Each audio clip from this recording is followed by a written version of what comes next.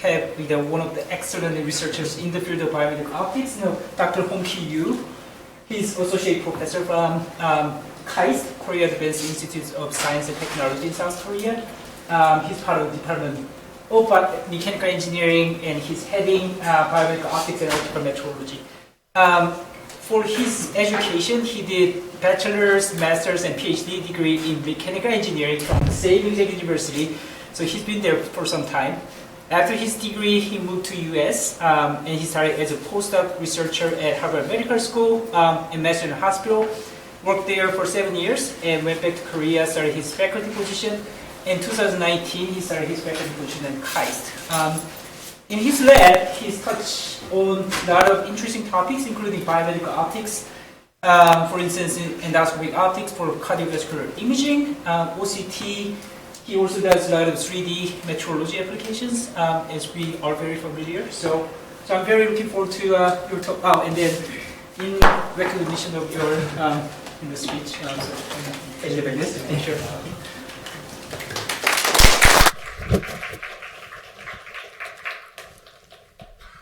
Okay. Yeah. First of all, thank you very much for having me and giving me this opportunity to share my research with you. Yeah, I'm really excited as well. So decay is my very good and very old friend.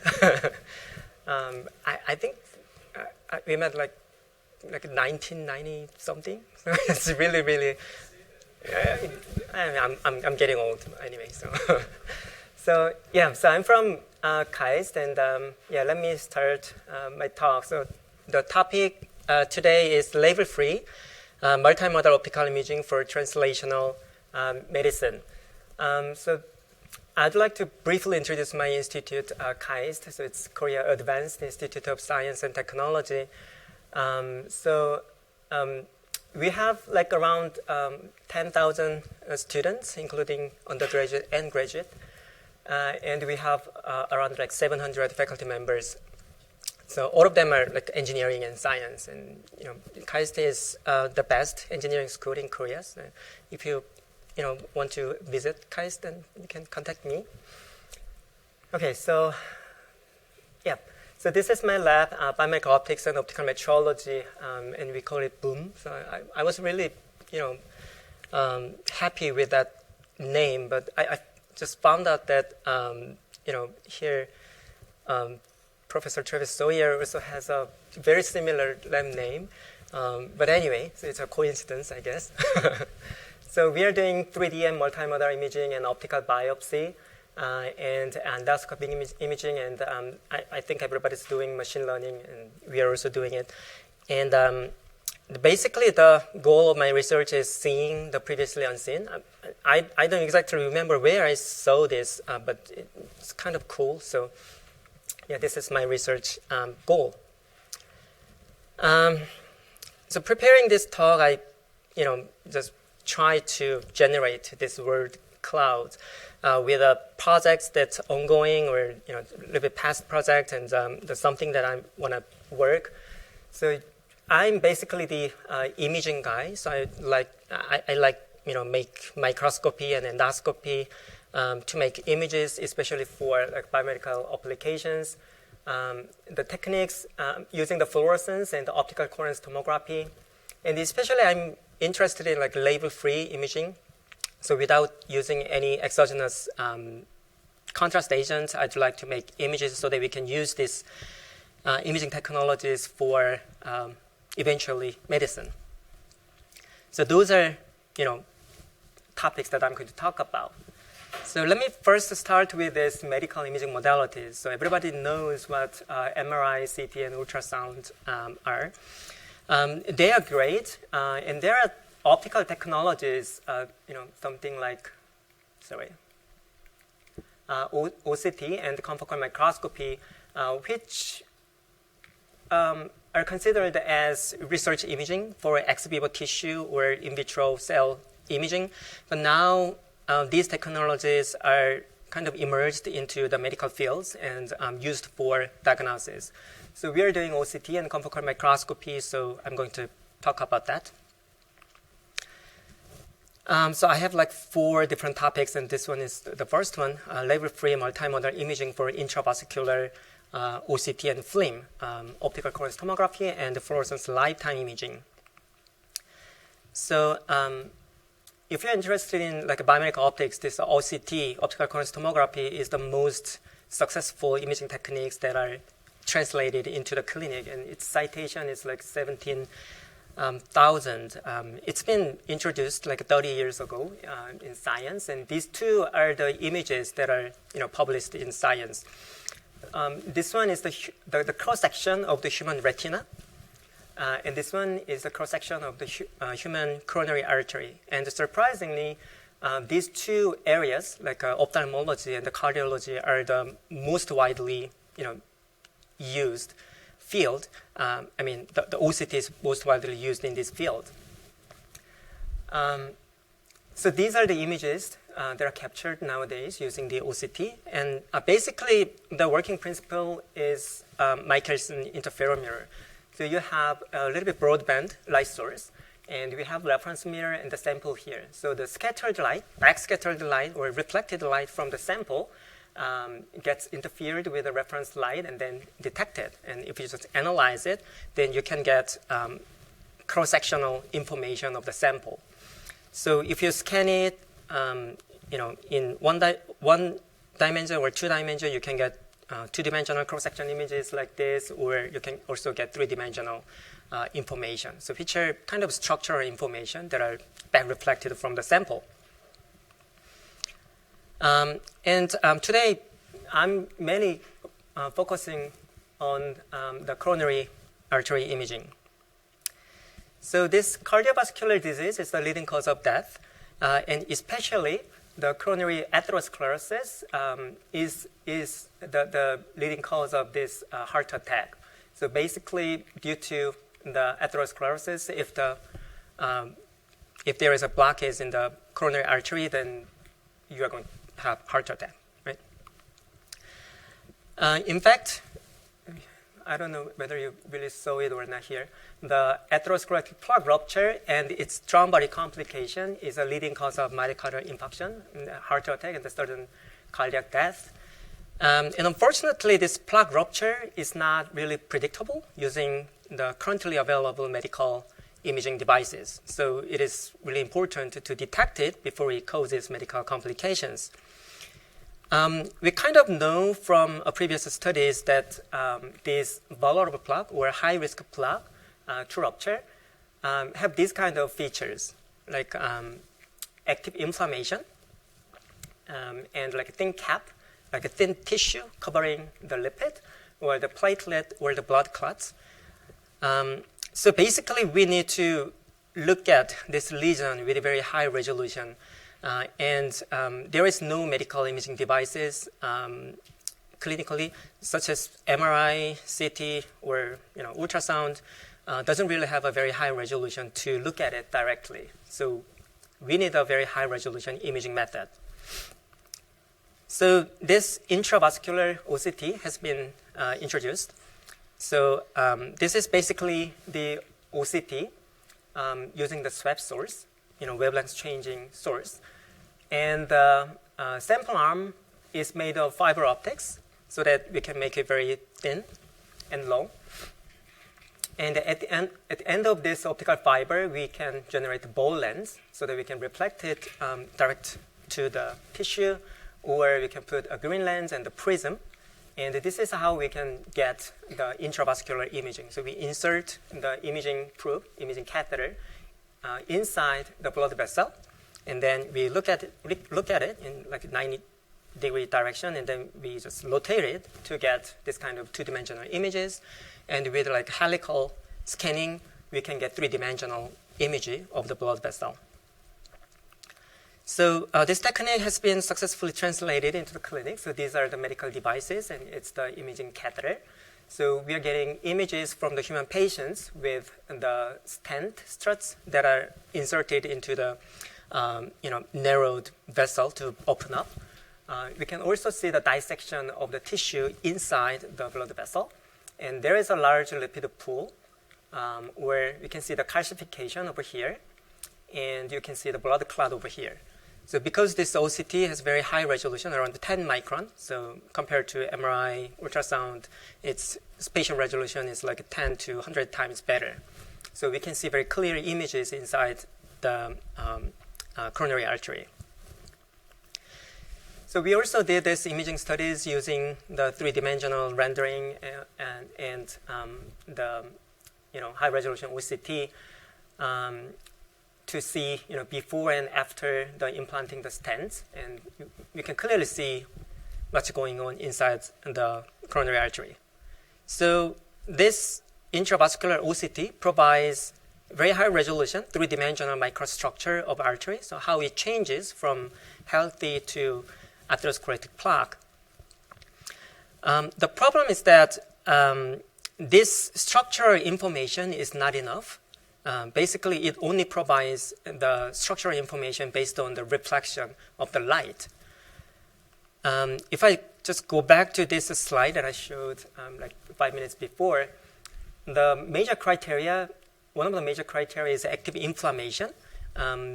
This is not really seen by the OCT. So even though there is an inflammation, it doesn't really change the structure of the artery. So we just cannot really see this. So the idea is to visualize this inflammation is the fluorescence. Near-infrared fluorescence, so it's a fluorescence, but we just use the near-infrared light. Around the 750 micrometer, we can acquire this fluorescence signal. So if we use a specific molecular fluorescent dye, and if you inject it, then this is going to target the inflammation. So if we acquire the near-infrared fluorescence signal, nerve signal, then we know that if there are high inflammation activity or not. So we combined this nerve system with the OCT system into a single system. And then we generated this imaging catheter, and then we shine these two different light into the single catheter so that we can acquire structural information from the OCT and the molecular information from the nerve. So to do that, we used double-clad fiber. So it's a fiber. It's a slightly different fiber compared to the single-mode fiber. The only difference is this low index coating over here. So we have core for the single-mode transmission, and here we have a cladding. And because we have this low index coating, this cladding works just like a multimode fiber. So it has higher NA, numerical aperture, and its diameter is very large. So it's very efficient, very good for collecting light, right? So we use this single mode fiber for getting optical coherence tomography, which needs coherence imaging, and we use this cladding for high efficient nerve imaging. So this 3D rendering movie is a combined OCT and nerve. You're looking at the inside of the human coronary artery. This is ex vivo study. The diameter of this artery is around 3 millimeter, and this blue thing over here is a stent strut. And now you see this like a green kind of thing is a thrombus, the blood clot. And we used this exogenous fluorescent agent that targets fibrin, which is a protein abundant in blood clot. So we can clearly see the blood clot with a high fluorescence signal, and we can also see a very small blood clot as well. So in consecutive studies, we used a different fluorescent agent called indocyanine green. So this indocyanine green is reported to target the inflamed lipid-rich atheroma, which is the most vulnerable plaque type. And the good thing is that this indocyanine green is approved for human use. So we use this agent, and then we look into the artery. And as you see here, this nice and healthy artery has no signal, while the atherosclerotic plaque has a very high signal, meaning that there are very high inflammatory activities going on. So now using this technology, we can visualize the structure as well as the molecular information such as inflammation. So I like this result with the implanted stent over here. So this map is, by the way, it's a OCT overlaid with the nerve, and we kind of opened up this artery so that we can see the inside of the artery at the same time. You can see the stent struts over here, kind of shadow structure. Right after implanting the stent, we do not really see the inflammatory activity over here, but after 2 weeks, as you can clearly see here with the nerve signal, there are a lot of inflammatory activities are going on. If we do not have any nerve signal, then these are basically the same. So the structure structure didn't really change for over 2 weeks, but thanks to nerve, now we can see the molecular information. So this combined OCT and nerve provides comprehensive information of the tissue. Right? We can see the structure and the molecular information. The good thing is that we can use these molecular proofs that target basically anything, like specific proteins or cells, molecules, or like enzymes. So if you want to see just whatever, then you can use different types of fluorescent molecular proofs. Then you can specifically see those signals. So that's a good thing. But the disadvantage is the same thing. We have to use these molecular proofs. We have to inject some drugs into a patient, and that's not good. So that is why we could only demonstrate it in swine. So at this point, we kind of started searching around what kind of labor-free information, labor-free technique we can use to produce additional complementary information. And the technique that we focused on is fluorescence lifetime imaging. So this fluorescence, if you shine the fluorescent material, and if you just wait for a while, then you are going to have the emission, fluorescence emission. And that's a time scale of like nanosecond.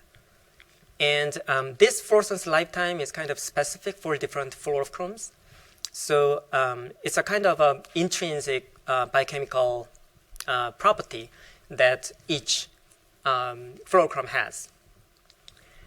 And our body has autofluorescence. So our body just already has these intrinsic fluorochromes, such as collagen, elastin, like supportive proteins, and lipid, NADH, and FAD. So they are all fluorescent materials inside our body. So the basic idea is that if there is a disease, then these compositions will change.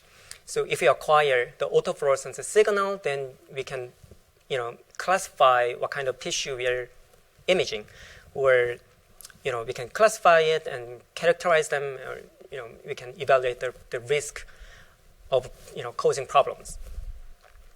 So good thing is that we don't need to inject any exogenous material to get this information. So basically the system is the same. So we use the double-clad fiber, and then we combine the OCT with the fluorescence lifetime imaging technique into a single imaging catheter. And this is how the catheter looks like. So it's a 1.5 meter long, and its diameter is 1 millimeter. So we can safely insert this through the inside of the coronary artery. So this is how the system looks like. So we have pulse laser. So it goes to the pulse laser to the sample, and the emission light is directly to the filters and the dichroic mirrors over here, and then they are delivered through the optical delay fibers having different length.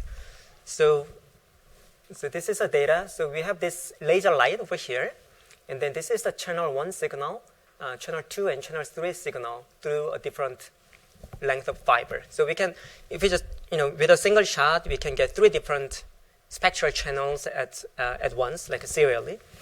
And this is how we can acquire the raw data. And from this raw data, we can calculate, how long it takes for the fluorochrome to emit the fluorescence light. So we can calculate the lifetime. Of course, we can just integrate it to determine the intensity of the fluorescence light. So this is the X-ray angiogram showing the in vivo swine coronary artery imaging. So if you just see here, this is how we pull back. So it takes around 2 to 3 seconds to scan like a 50 millimeter segment of the coronary artery. It's 100 RPS, rotations per second. So we are capturing like 100 frames per second, two-dimensional images, and it takes like 2 to 3 seconds. Then this is how we acquire the data. So this is the kind of healthy and normal coronary artery of the swine.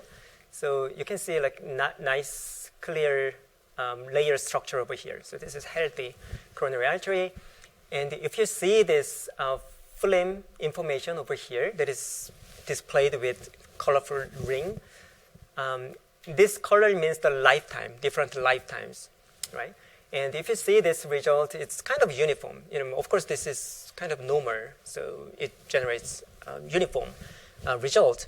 And if you compare that with plaque over here, then a lot of things are going on over here. So because of this presence of plaque, the autofluorescence signature gets a lot different, and the lifetime changes a lot. So the basic idea is that using this fluorescence lifetime information, we can differentiate healthy and normal with the high-risk plaque.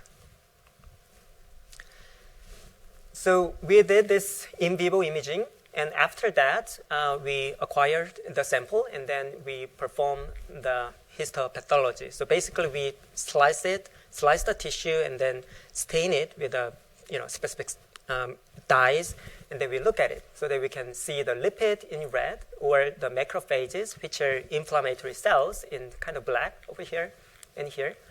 And we can also see the smooth muscle cells in like a brown color over here.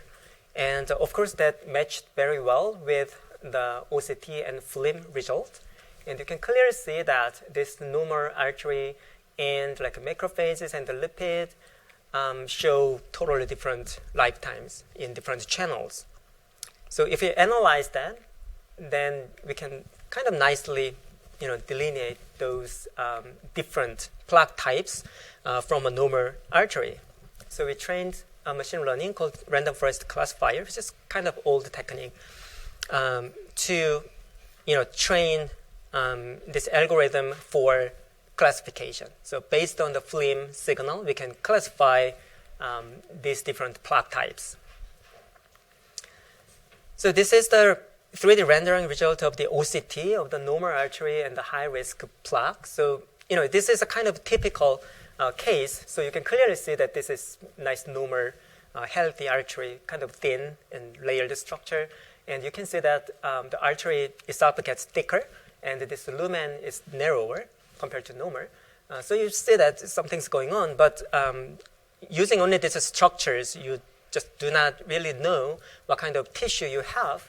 But if we use the FLIm result, and then if we just overlay that result as a color, then now we can clearly see that this is normal. And then we have this fibrotic tissue, which is a little bit thick, but it's kind of stable lesion. And there's lipid and macrophages, and these are kind of a high-risk plaque we have. So we did this study using this first prototype system, which is good enough for animal studying, and we built the second prototype for clinical study, and now we are working with a medical company. It's a small venture company for commercializing this device, and we went through all the approval process. And finally, we performed the first in-human clinical study, and this is the catheter lab in the hospital. And I'd like to share just a little bit of the just first results. So this artery, so it's from the in vivo human patient. This artery shows a normal and healthy artery, and our classification algorithm, of course, well classified it as a normal artery. In this case, you can see kind of normal artery over here, but there are a lot of things going on. There are a lot of inflammatory cells, and there are lipid, and that is correctly classified as the high-risk plaque. So we can classify the normal artery and the fibrotic plaque, and there is a calcification due to the atherosclerosis. And this is interesting case that we see this healed plaque. So previously there was a rupture, so that's why we kind of see this line over here, a little bit outside. Okay, there was a rupture, and then it's kind of healed, and now we can clearly see that, classify that as a healed plaque, and we can see macrophages and the high-risk plaques. So so these are the 3D rendering of what he acquired. So basically this technique provides comprehensive information of plaque inside the coronary artery. The good thing is that we can do this without injecting any exogenous contrast agent safely. So now we are working hard to make it as a medical device. Hopefully it works. Okay, so that's part of, I think I do not really have a lot of time, so I'll just speed up a little bit. So my second topic is label-free, again, fluorescence lifetime imaging microscopy. So I just talked about the fluorescence lifetime imaging, and this is microscopy, so this M gets larger. So it was small m, now large m. So why don't we make this technique as a microscopy as well? So it's basically the same thing. So we can acquire endogenous fluorescence, autofluorescence. We can get very nice images, colorful images without using any fluorescence dye. So we just made this, let's just make this as a microscope. And actually we combined this fluorescence lifetime imaging microscopy with the differential phase contrast microscopy, which is like a, calculation-based microscopy, which is kind of simple, but it's very powerful, and it shows a structure of cells and tissues. So we are acquiring like a biochemical information using the FLIm. So the additional information by differential phase contrast microscopy will be better. It just gives us totally different information. Yeah, so my student spent a lot of time to make this animation. So I didn't make him to do this. Anyway, so as you just saw here, the pulse laser goes to the sample, and at the same time, part of the light goes to the PMP, right? That's detected over here. And if you have emission light from the sample, then it's going to be separated by the spectrum, and it's going to have different delay times, so we can acquire this kind of information. So with just single pulse, we can spectrally and temporally separate these signals and get all the signal using just a single PMT. So we can save some money. The PMT is not really cheap. So it's a technique. We really like this technique. Anyway, after that, so we have this dichroic mirror, and this LED array has a 630 nanometer wavelength, so we can just nicely separate this optical path with a DPC and the FLIm. So we can simultaneously acquire that, or we can finish this FLIm and then acquire the DPC. And this is how it looks like on computer, and this is how we fabricated it. So we tried to make it kind of compact so that we can bring it to our collaborators. We can just bring it and then install it there so that they can do the experiments to acquire the data. So its frame rate is 0.5 frame per second. The pulse rate is 1 megahertz. I don't really know why it's 0.5 frame. It should be 1 frame per second. I think I will talk to my students. But anyway, the pixel size is 1,000 by 1,000, so it's 1 megapixel. So this is how the system looks like. And in this study, we first looked into the section of the coronary artery. So that's what we have been working on. So it's 2 millimeters, so it's around a 3 millimeter diameter artery, and we are looking at the section of it. So without using any fluorescent agent, we can get very nice and colorful information. It's multispectral, and each spectral we can calculate the lifetime. So this lifetime here is included as a color. So blue means like 4 or 5 nanosecond lifetime, and like this light blue means around like 3 or 4 nanosecond. So, no, this is not this one. And we can also calculate the intensity ratio between two different spectrums. So that's this intensity ratio. Now we can clearly see a layered structure of the normal artery. And these are the stained section, like a histology section. So we can see, again, nice normal artery without lipid, without macrophages, and there are nice collagen and smooth muscle cells. And if you compare that with a plaque, so there are a lot of plaque over here. So inside the artery, there are a lot of plaque that kind of blocks the lumen of the artery.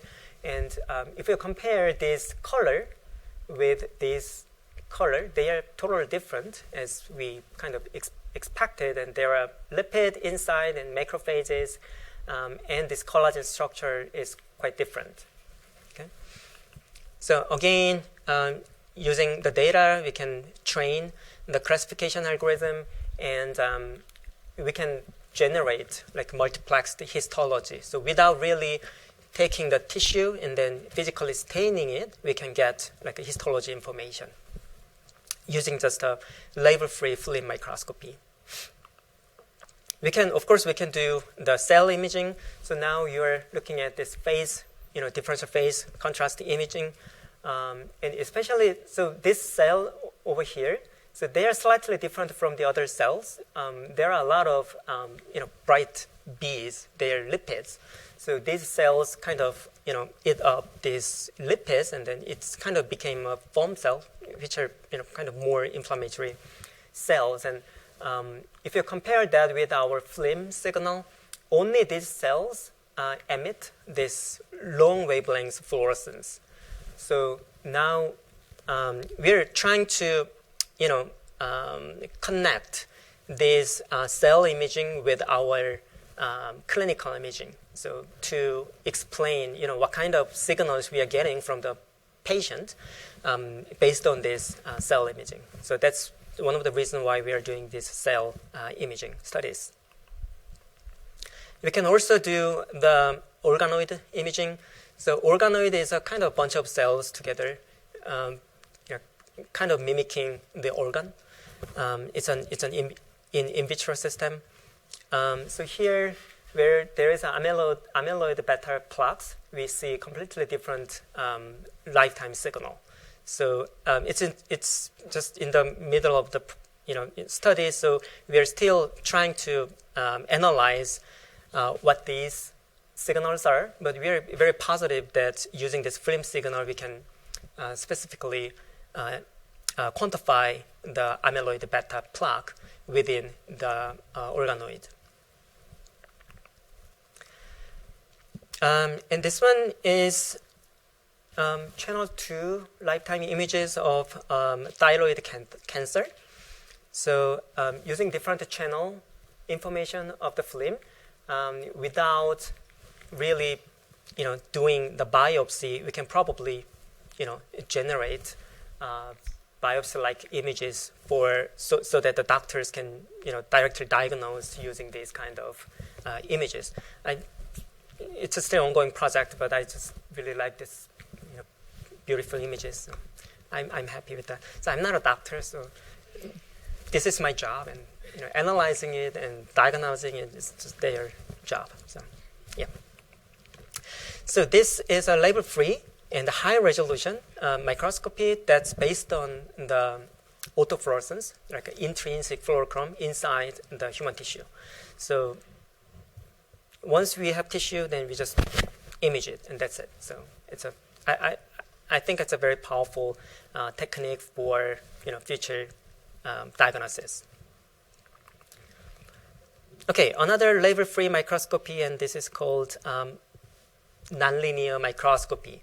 So this one, this is objective lens, and if you shine a blue light, then if you have a fluorescent solution over here, then you are going to see a green emission. So if you excite the fluorescent molecule, and it's going to emit a fluorescence light, and this emission light is going to be kind of red-shifted because it's going to lose some energy during this process. So that's the fluorescence, and this is linear process. So if you shine the lights, and if you try to focus it, you can get very high fluorescence signal from here, but you can also get signal over there as well, even though it's not focused.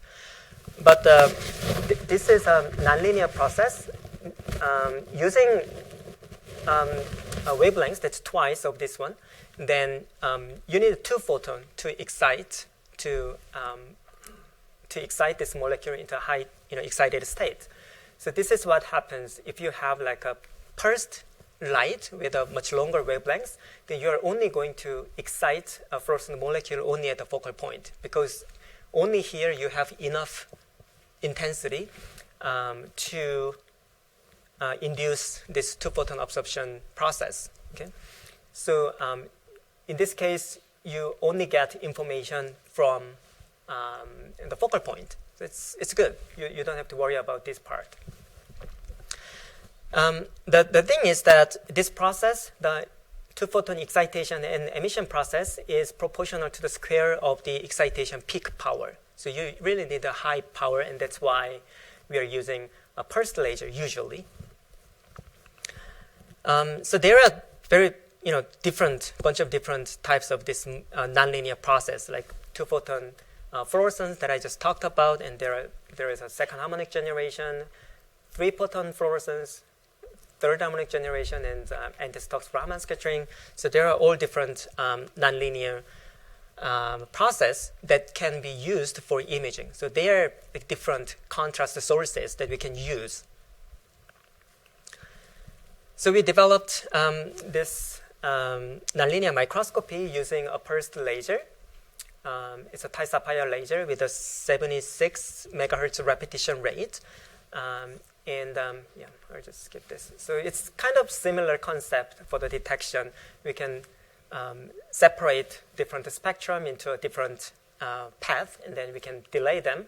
So second harmonic generation, 2-photon fluorescence, and the curves, and reflection, and this is excitation source.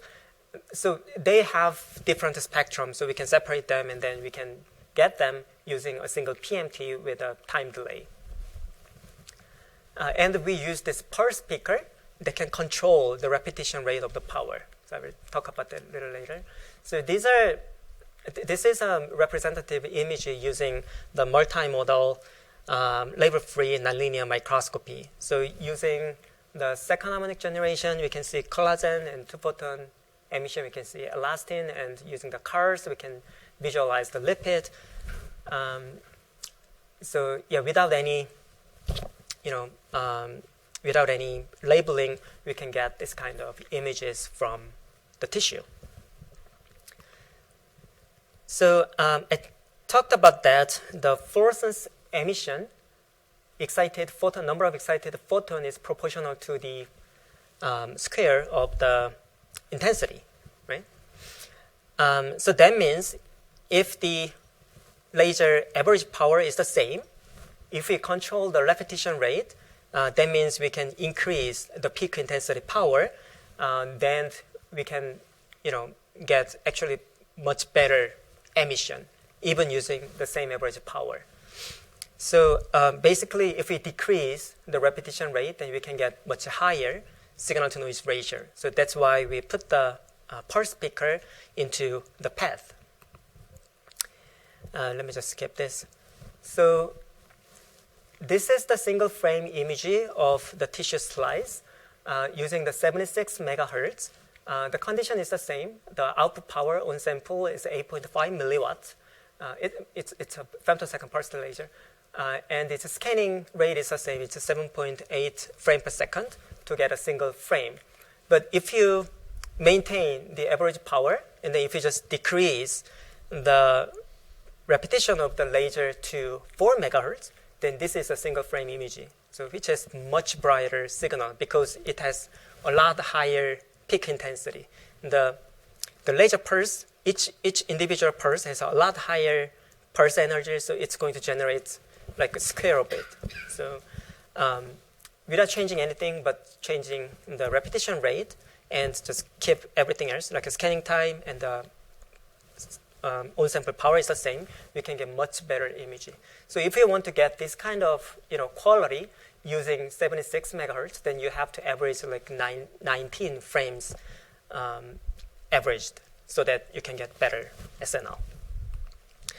So this is our claim that to achieve the same SNL with the same power, average power, then actually using a 4 megahertz laser is 19 times faster than 76 megahertz.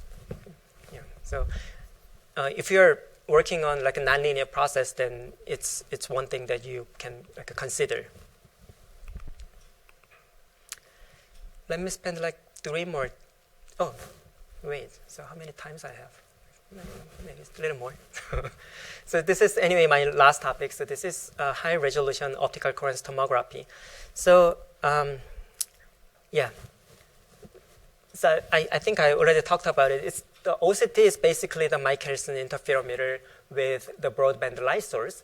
And if there is a reflecting surface or any kind of reflector here, and there, then if you combine the reference beam, then this is what you're going to have as a interference signal. So as a function of frequency, if the sample or the reflector is kind of close with a reference mirror, then this is what you're going to have.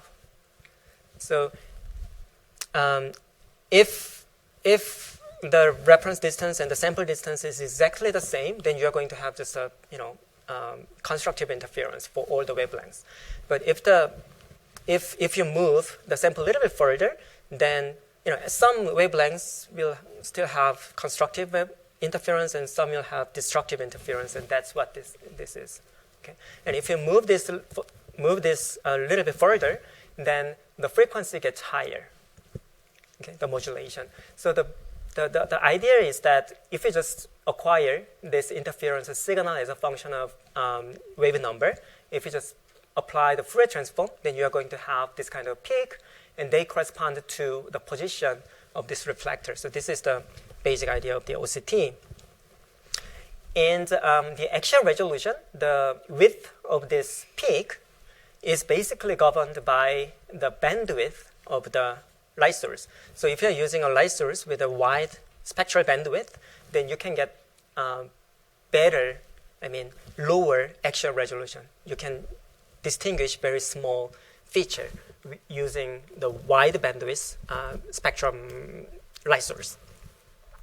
So if you want to enhance the actual resolution of the OCT, then it's kind of easy. You just spend a little more money to buy a broadband light source and to get the spectrometer that covers the wider band.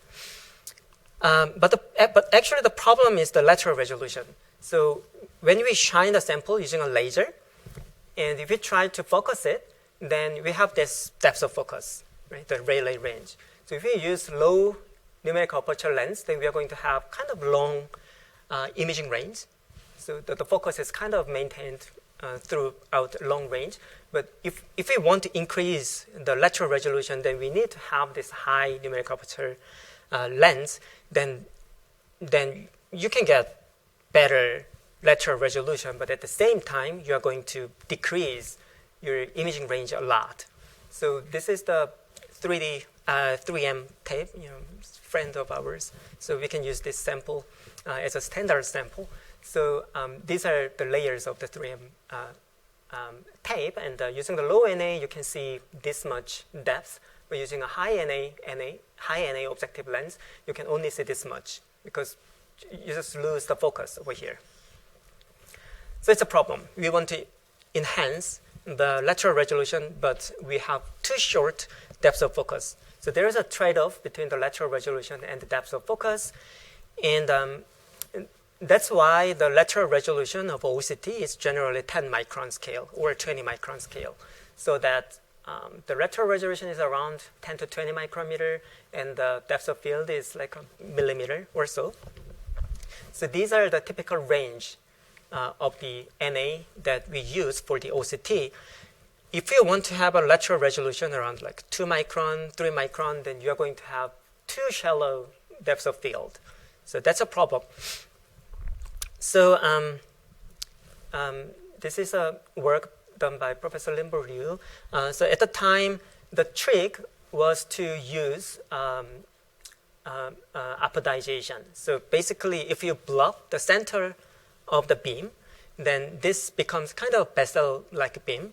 So you can increase the imaging depth a little bit. So this is the trick that you can increase the depth of field a little bit. So this is called micro OCT, which has a resolution, the actual resolution of around 1 micron, lateral resolution of 2 micrometer, and the depth of field is kind of long, like 200 micrometer, and we can get very high resolution cross-sectional images that are kind of comparable with the tissue imaging. So we kind of followed this technique. So we used the binary phase spatial filter. So it changes the phase only in this region. So if you have a beam, and if you change a little bit of a phase of this wavefront, then you can engineer the point spread function. So instead of this beam, we can have this kind of little bit longer point spread function. So this is kind of a technique that we increase the depth of focus. And we are interested in this endoscopic imaging. So we use this green lens with a 1 millimeter diameter, and then we put the over here. We put the fabricated the binary phase spatial filter over here, and this is the 3-dimensional measurement over here. So we can make this spot longer, right? So we make it longer, and then we did a ex vivo imaging study with excised coronary artery. So we did a helical scanning thing over here. So this is the movie showing the cross-section of the swine coronary artery. So we can clearly see the inside of the human coronary artery, the cross-section. And these are, you can see these linear structures over here. So this is the cartoon of the cross-section of the coronary artery, and endothelium, like intima media and externia, and there are membranes over here and here. So this is a result of a conventional normal OCT, and you can still see like linear structures over here, right, to see the inside. So you can kind of compare intima media and adventitia over here. But now using this high resolution OCT, we can get much higher resolution images here and there. Okay, so for the sake of time, let me skip it. So recently, we came up with this idea called chromatic OCT. This idea is kind of from the chromatic confocal microscopy, where we use the dispersive lens to make a focus for a different focal point for different wavelengths. Like you have red one has a focus over here, blue one has focus over here. So you're going to have rainbow-like pencil beam so that you can cover a long range, right? So you can probably do the same thing for the OCT. So in general, usually we have this OCT that has it's a broadband light source, but if it's the achromatic optics, then we are going to have a single focal spot over here. But using a chromatic focal shift, we have longer wavelengths over here, shorter wavelengths over here, then we can probably effectively increase the imaging range. So our goal is to extend the depth of focus using the chromatic focal shift. So if we induce the chromatic focal shift, like 20, 40, 200, 400, 600, and then we have this depth of focus gain So we can, of course, increase the depth of focus because we separate this beam into a line with a different spectrum. But actually, it's not free. We have this signal-to-noise ratio penalty because we kind of divided the light into a different position. Our sensitivity gets lower. And we are also losing the actual resolution. So I mentioned that you can easily get high resolution in actual direction by increasing the spectral band. But because we kind of split it into a different position, effectively we have much shorter spectral band. So our actual resolution gets larger, so it gets worse. So it's a kind of a game between the depth of focus and the signal-to-noise ratio and the actual resolution.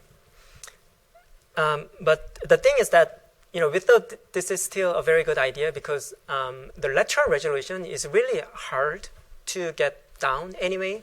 So actual resolution is usually, in high resolution OCT, actual resolution is usually much better compared to the lateral resolution.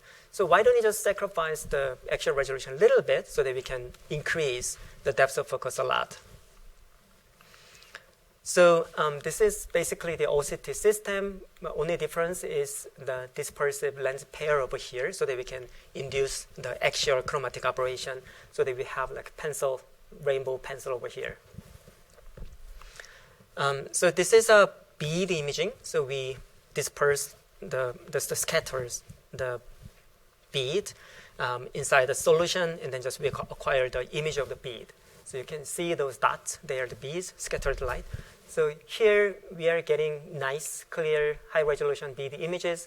But if we go outside of this focal point, then we can still see the bead, but the lateral resolution is just bad. But using the chromatic OCT, we can see that the lateral resolution is a lot better, even though we are away from the focal plane. So if you measure it through the depths, we get much longer depth of focus. And this is what is this? This is a cross-section of a lemon. Yeah, it's a very good sample for cross-sectional images. It has nice structure. So in focus, of course, we can get very nice images using the conventional OCT, and we can get decent images using the chromatic OCT. And if you're away from the focus, like 250 micrometer, then the lateral resolution is very poor. But in this chromatic OCT, we can get still nice lateral resolution, clear images over here. Similar to the human tissue, the imaging quality is not great because this is a fixed tissue. But anyway, using the OCT, a nice image can be only acquired over here, but we can significantly increase the imaging depth of the OCT. So we believe this is pretty good for extending the imaging range with a high resolution, keeping the high resolution, especially if you want to get a high resolution. Because if you are targeting low resolution, you have pretty long imaging range anyway. All right, so to wrap up, seeing the unseen. So that's what I'm trying to do. So making imaging is kind of exciting, interesting. So so these are my lab members, and of course all the medical applications are done by collaboration. So especially Professor Jin-Won Kim at Korea University is a cardiologist, and we have a very good collaboration to work together. Okay, so thank you very much.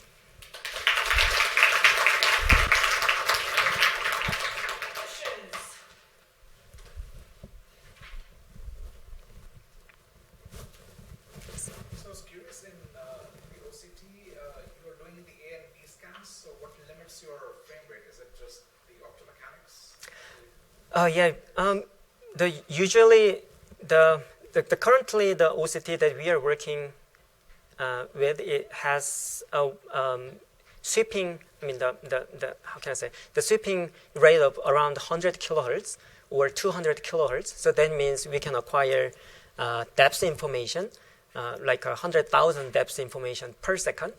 So that could be the limiting factor. So that's why. So with 100,000 kilohertz OCT, we're grabbing like 100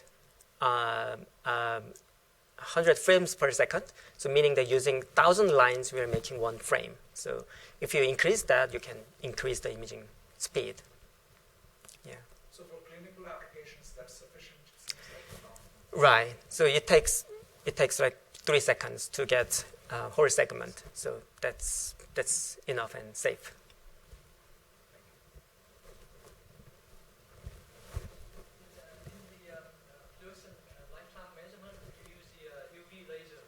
Right.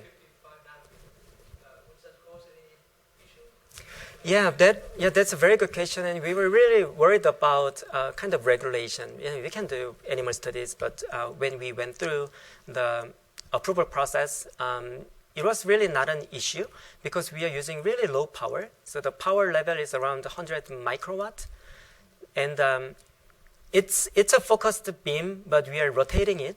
So the illumination time is very low. So the total energy is very low. So yeah, it's under the the FDA regulation. So we were kind of happy with that.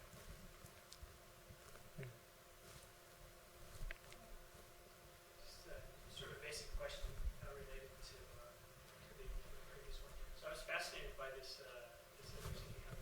Yeah, this is my favorite image. I'm imagining looking back as you're propagating forward. So what is the prospect in the future of being able to recreate an image like this in real time as you're moving through our Yeah. back? Yeah. So this is anyway very nice to display, but that's actually a very important question. I mean, clinically, is this really meaningful or not? So in clinical cases, this kind of we call it like fly-through images, but this is not really helpful, I guess. But they still like to see a three-dimensional rendering, something like this, like a cutaway view. Yeah, something like this. Yeah, so you can clearly see what's going on, at once, instead of just, reviewing it frame by frame. So it's so nowadays, it's not really real time, but right after finishing the scanning, you can see this kind of three-dimensional rendering, this kind of images like in, I would say like 5-10 seconds. Real time, we can see the cross section. We can only see the cross section, something like this. So this kind of movie, yeah, I think this one is similar one. So this can be displayed real time. So you can see the cross section. I mean, your probe is located here, then you can see the cross section over there, but you cannot really see the 3D real time. You have to scan it first to reconstruct the real time. Yeah, so that's what I do.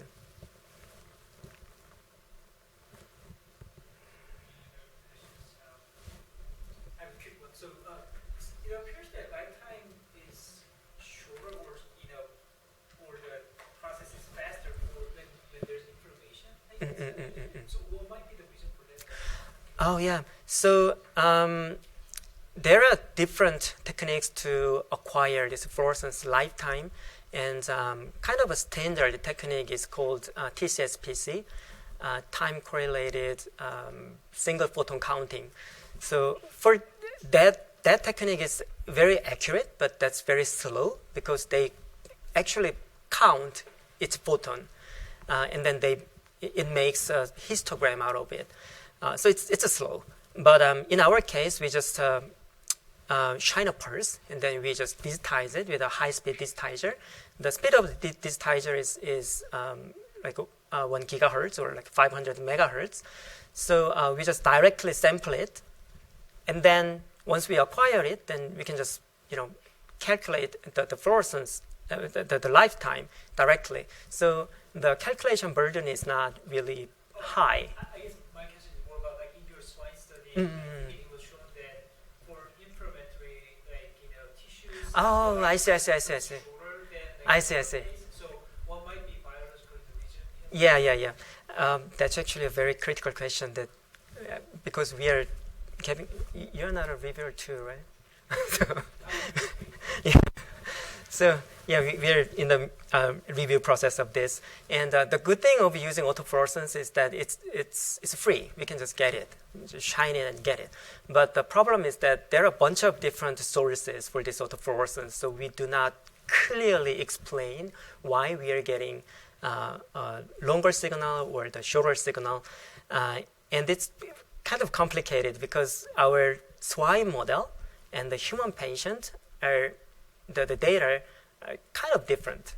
So this SWI model is just a model. So we kind of induced the atherosclerosis, which kind of looks kind of similar to the human atherosclerosis, but they're kind of different. So this human atherosclerosis, it takes like 20, 30 years to build up this plaque. But for the swine, it took like a month. So it looks kind of similar, but the process is totally different. So the composition is quite different. And actually, the inflammatory plaque in human patient are giving us very actually longer lifetime. So that's why we are doing this cell studies. And this is one example. This channel 3 lifetime of these foam cells are giving us a very long lifetime. So we believe that this longer lifetime is associated with this, lipid. So, yeah. I guess another kind of interesting thing to also think about is that because you're kind of doing gating for lifetime imaging, but then I guess the depth of focus might be a little bit like larger than typical confocal microscope. So in the sense that the volume of tissue that contributes to lifetime imaging might be a little bit more than just single cell layer. Right. Yeah, it's kind of accumulated. Right. Yeah. That's interesting. Any other questions? So you are using the fluorescence and then making see the structure inside of the inside the tissue or whatever. But still you can just guess this structure is just like this kind of things. So can you making the lookup table or something like the reference or? Yeah, that's a very good comment. So this is a swine study, and these are the pictures of the cross section of the tissue that is labeled with the specific components. So in this case, we can match 1-to-1 of our FLIm measurement with the tissue component. So it is possible to match them to generate a lookup table or generate a kind of relationship so that we can analyze and then classify what kind of tissue we have. So what we are having hard time with is that we acquired this FLIm image from human patient in vivo. The data, the images are really beautiful. Everything's good, but we don't have reference. So in that case, so that's one. That's actually we are having a hard time, and that's why we started the cell studies so that we can match up what kind of signals we are getting from what kind of cell or what kind of protein. So we hope that using this cell imaging studies, we can associate that result to analyze the human studies. Yeah, so that's what we're doing.